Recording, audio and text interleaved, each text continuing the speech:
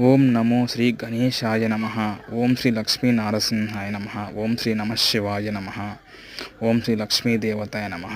ఓం శ్రీ వారాహి దేవతాయ నమః. శ్రీమాత్రే నమః.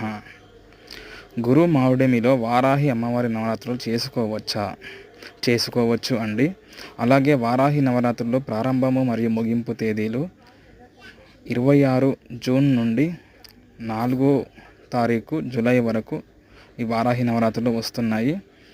ప్రతిరోజు మన ధర్మం యూట్యూబ్ ఛానల్ను ఫాలో అయ్యి వారాహి నవరాత్రులు పూజా విధానం ఎలా చేసుకోవాలో మనము తెలుసుకోవచ్చు.